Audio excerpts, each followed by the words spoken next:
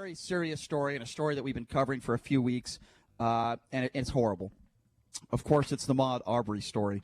Innocent 25-year-old African-American that was gunned down like an animal by these two white guys who I like to call them McClans. They're called the McMichaels, but they're going to be in jail for a long time. I don't think there's any question about that, but there's a lot of new information that we're learning.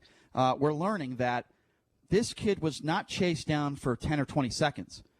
He was chased down for 4 minutes before he was murdered. 4 minutes. Of course this kid was scared. Who the hell are these people following me? That's a long chase, okay? Most police chases don't last 4 minutes. He was chased for 4 minutes. So that's one. That's a hunt, Brian. That's a hunt. That's not a chase. Well, it is. Yeah, it is. It's absolutely a hunt. It is. I mean, we both have been pretty consistent with our opinions on this case from day one. One of the suspects, apparently the father, helped release this video of the incident because this dope actually thought that it would help his case. The only reason why we're talking about this case right now is because of the video. Make no mistake about it. If there was no video in this case, this would not be a national story, and I guarantee you, with the people that the McMichaels knew, there would have been no arrest. I truly believe that. They would have gotten away with it.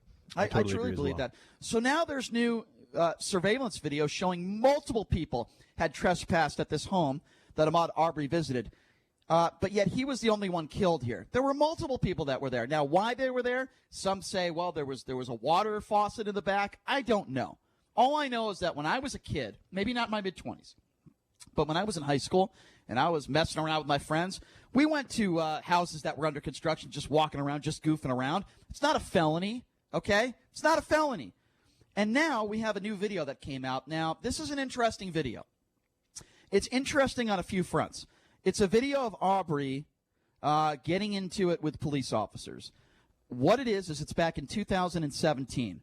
Arbery is parking his car in a park. He's doing nothing wrong.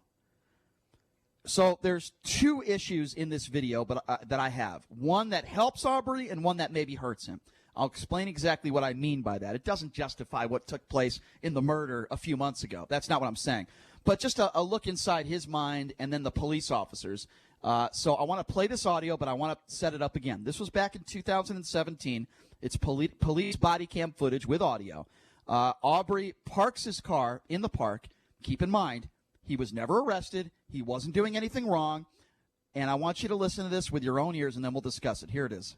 Turn around, put your hands on the car. Wow. Turn around, put your hands on the car. Turn around, put your hands on the car. I'm checking you for weapons. I'm checking you for weapons. You got no reason to touch me, bro. I'm not searching you. I'm checking you for weapons. All right, man? You don't have any warrants? I know, but you're coming up on me. You make me kind of nervous. Okay? You bothering me for nothing. You can't go in my car. You're not allowing me to search your car? You can't go in my car. I'm not asking you. Just don't reach the car. Get your hand out of your pocket. Hands out of your pocket. Hand out of your pocket. Down. Warning, down. Stay on the ground. Just stay on the ground, okay? Keep your hands out. No, keep your hands out. I've checked for weapons.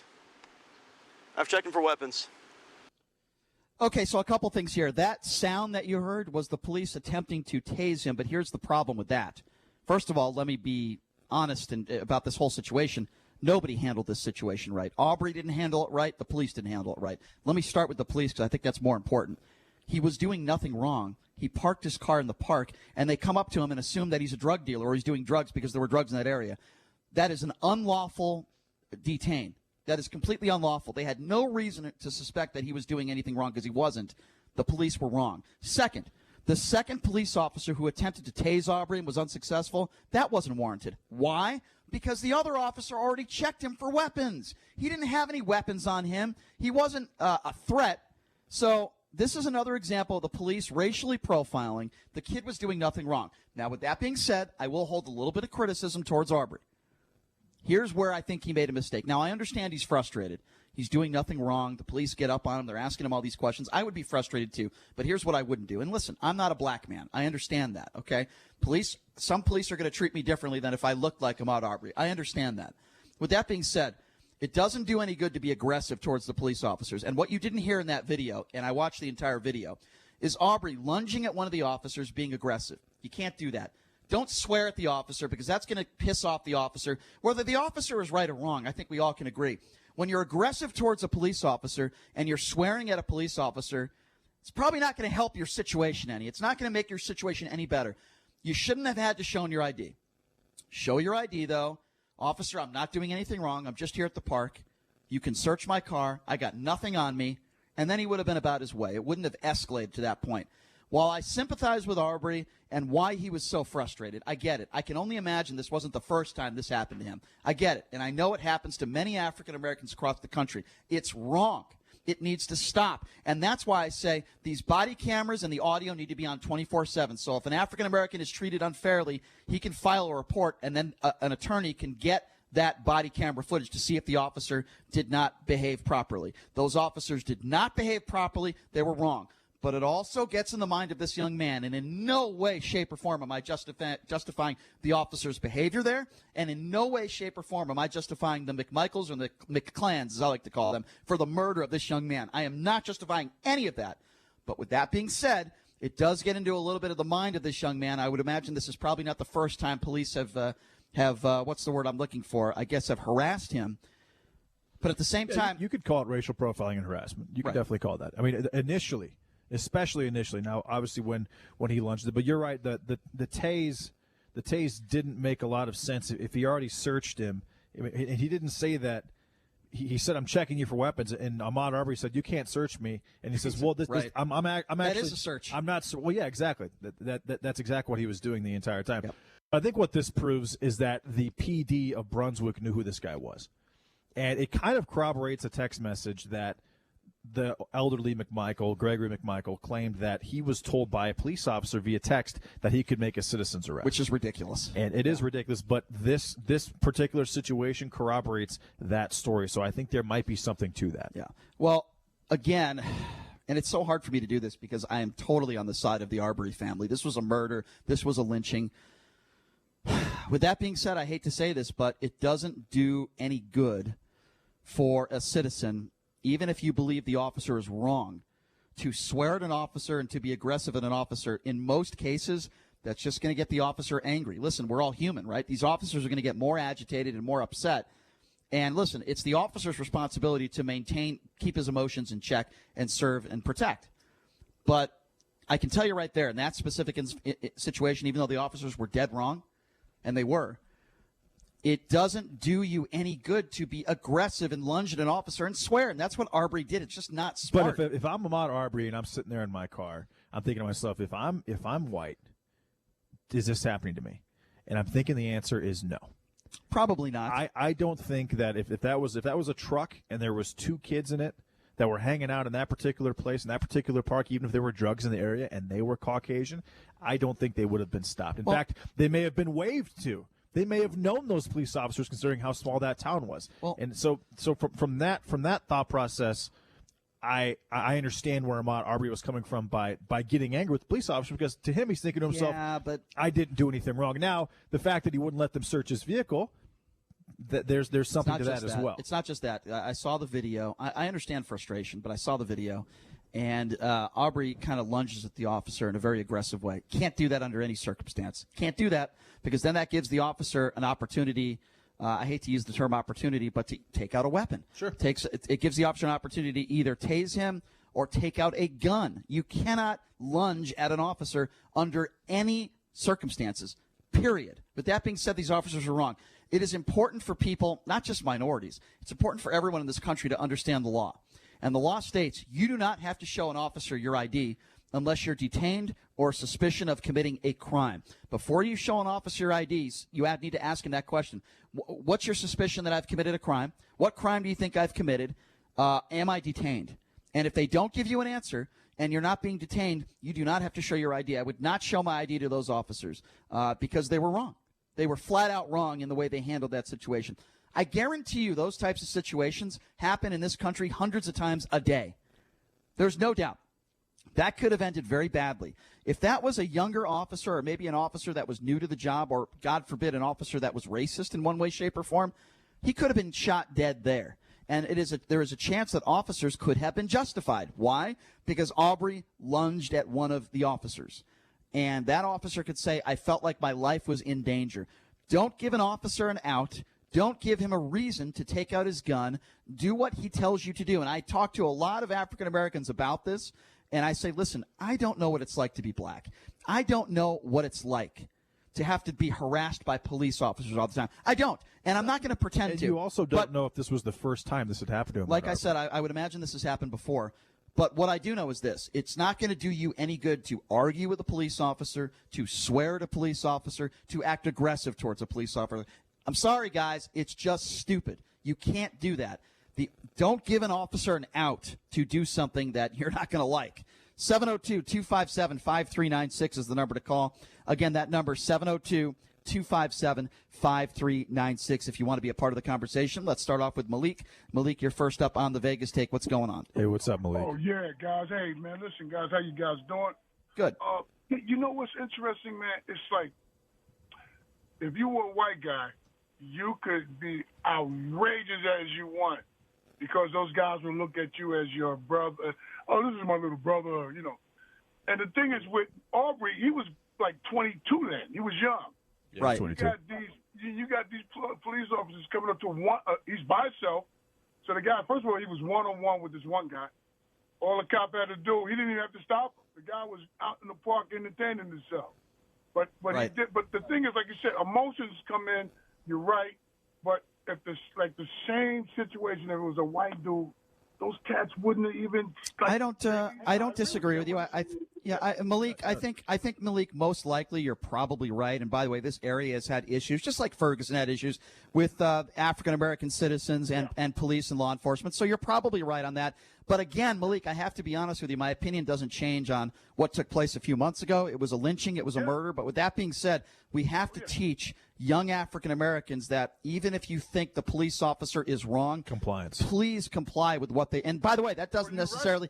That doesn't necessarily mean they're going to get out of there scot-free without getting hurt or killed. But what I'm trying to, I don't want. There's still a chance that that officer is racist. Of course. But what I'm saying is you have a better opportunity, a much better opportunity of being unscathed. I guess that's the word I would use, if you just comply. But you know? Sometimes you're so pissed off, you know, Mike. It's like, you're like, you know, I mean, I'm an old man now, but I'm saying as a kid, you know, I grew up in Brooklyn, you know, so it was a different kind of confrontation because most of those cops are on feet. And they didn't mess with you that much because in the projects, you know, you can get shot. I mean, right. Police officers. Yeah. All right. But when you're in a country situation like where Arbery was, those cops were punks. And I would say this: the majority of officers that do. I got a couple of cousins that's one's a marshal, another one's a highway patrol officer. Right. Most of them I know are good, but you got a lot of punks out there, and those officers that stopped them in that park. Yep. They were punks. I agree. I think both of those officers, but here's what's so dangerous about this, Malik, you know, and I agree with you, by the way. And by the way, always good to hear from you, and I appreciate the phone call. Good call, Malik. Let me just say this, though. Here's what's unfortunate about this situation. One of those officers could have taken out his gun, and one of those officers could have shot Ahmaud Arbery.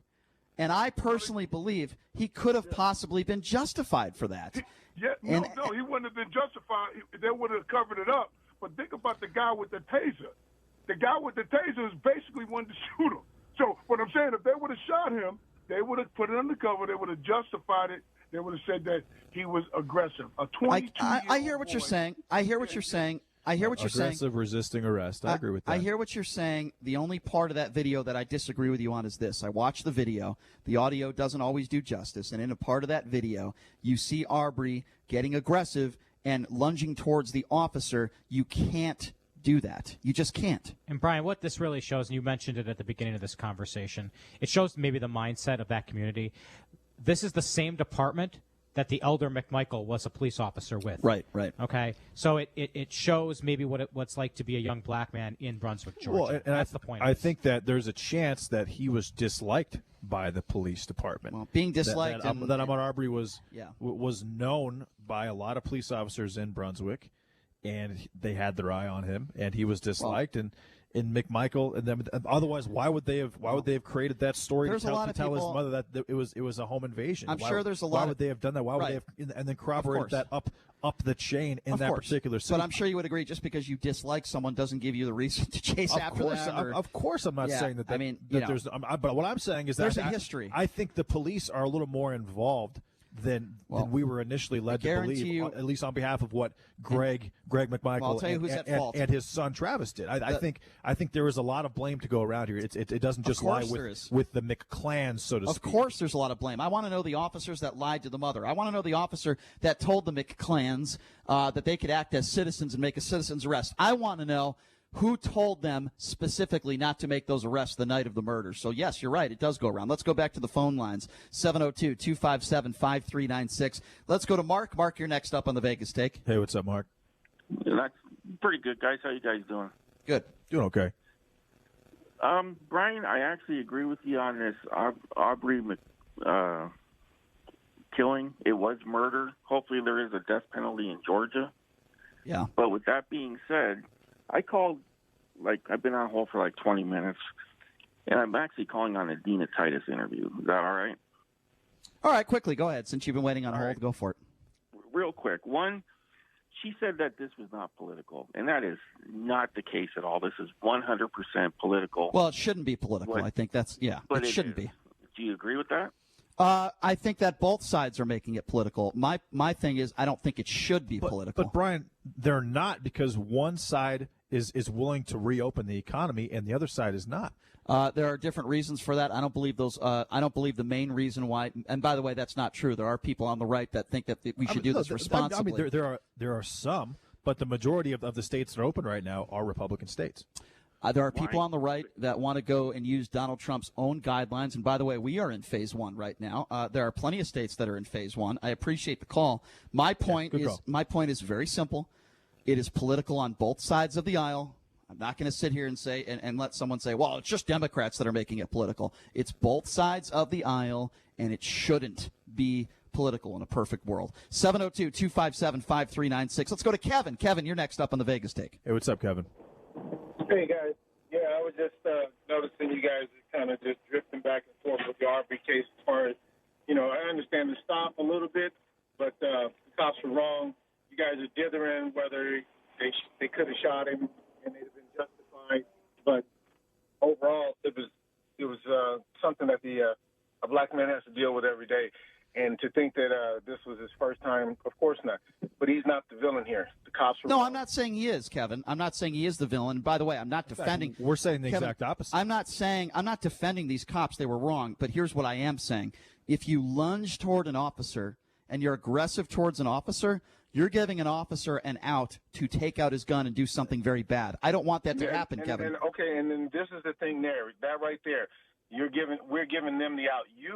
The public, empowers these officers to do that because you guys keep standing behind them, even though you. Okay, first of all, and they hold on. And I would say that you guys in this situation, considering we're in Las Vegas, that wouldn't apply. But the public is definitely empowering them in Brunswick, Georgia. I'll agree with that. Kevin, let me respond to what you just said because I couldn't disagree with you more. I've called this a lynching since day one. I said those two white men who killed this man like an animal deserve to be in jail the rest of their lives. I also want every single police officer held responsible that kept this under the rug. All I am simply saying, Kevin, is this.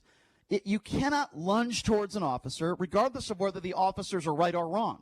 And yes, there is. Hold on a second. But officers also know that in a shooting, one officer fires, all of them fire. You know why they do that, right? Because they're stronger as a unit if they all shoot. But that's not true. And a lot of these that's not true, though. And a lot of these officer-involved shootings, it's usually just one officer. So I don't know where you're getting your facts from. I'm not defending these officers, Kevin. Any video that you look at, it's like 20 shots fired from three or four different officers. What officer-involved shooting in Las Vegas have you heard of where there were several different officers that shot? One or two. You'll get one. Trust me. You'll get one from Vegas. Well, we're not talking about one. You're saying, sir. We're also not talking about Vegas. It's a statewide problem with the police officers overkill. All right. But, Kevin, I do agree with you. There wasn't even a gun present. Okay? Kevin, I do agree with you that the police department in Brunswick, Georgia, is empowered by the public. Just Brunswick, Georgia, though. Well, that's the situation. We're talking about Brunswick, Georgia. That's where this happened. And clearly, the fact that they created that story, that home invasion story, they feel comfortable enough with the public to be able to do that and not have a lot of backlash because there is clearly systemic racism in Brunswick, Georgia. Clearly. Here's what I don't like about this phone call. Okay, I understand his frustration. I am on his side when it comes to this Arbery case. Those two men, I give them the electric chair for all I care. They're murderers.